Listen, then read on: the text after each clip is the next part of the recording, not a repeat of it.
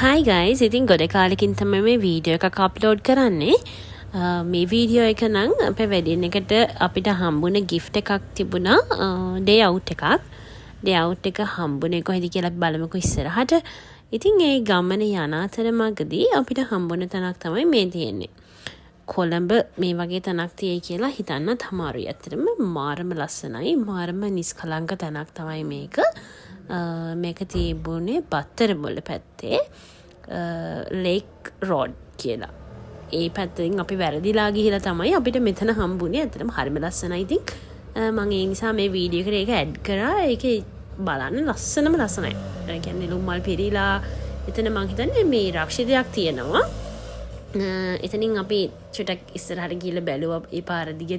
ඒක ලස්සන නිසා ඉතින් අපි ආයෙමත් හරවගෙන අපේ ගමන යන්න පිටත් වුණා.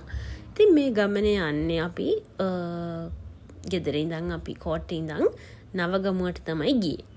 ඒගොල්ලන්ගේ පැකේජස් 3ක් තිබුණා. අපිට කැමති එකක් සිලෙක්ට් කරගන්න පුළුවන්කම තිබුණා. ඉතින් අපි රූම් එකත් එක්ක තමයි සිලෙක්ට් කරගත්තේ.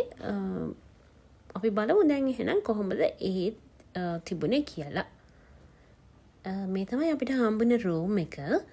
එතකොට එදා නම් ගොඩක් ක්‍රවුඩ් එක හිටියේ නැහැ මුලදී අපි යන වෙලාවේ. හැබැයි අපි පූල් එකට බැහැලා ටිකක් වෙලා යනකොට නම් කට්ටිය ආවා. ඉතින් අපි මුලින්ම මේ රූම් එකට ගිහිල්ලා අපේ බඩු ටික තියලා අපි චේන්ජ් කරගෙන අපි පූල් එකට තමයි ගියේ. රූම් එකේ හැම ලොකු ඉෂුව එකක් තිබුණේ නැහැ. ක්ලීන් එකට තිබුණා, AC තිබුණා.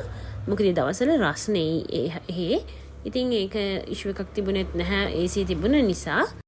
ඔයගොල්ලොත් නිදහසේ ඉන්න ලේඅවුට් එකකට නිදහසේ ගිහින් එන්න තැනක් බලනවා නම් මෙතන හොඳයි. ටිකක් රස්නේ දවස් මග ඇරලා යන්න පුළුවන් නම් හොඳයි ඒකත්. ඉතින් එතන හොඳයි. කාම් ඒරියා එකක් තියෙන්නේ, කාම් එන්වයරන්මන්ට් එකක් තියෙන්නේ. ඉතින් එතන රෙකමන්ඩ් කරන්න පුළුවන් ඒ වගේ දවසක් ගත කරන්න ඔයගොල්ලන්ටත්. මේ තියෙන්නේ එකේ ලොබි ඒරියා එක. ඒකලගේ වෙඩින් හෝල් එකකුත් තිබුණා. වෙඩින්ස් ගන්නවා මං හිතන්නේ.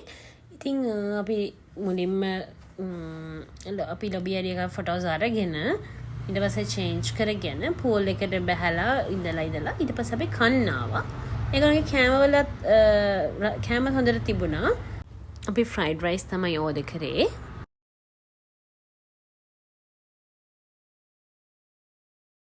ඇති වෙනකන් පූල් එකේ ඉඳලා ඊට පස්සේ පොඩි නින්දකුත් දාලා අපි දෙන්න ආවා. ඊට පස්සේ අපිට ඊවිනිං ටී එකක් තිබුණා. ඊවිනිං ටී එක ගන්නවා. සෑන්ඩ්විචස් එක්කලා තමයි ඊවිනිං ටී එක තිබුණේ. ඒකත් හොඳට තිබුණා.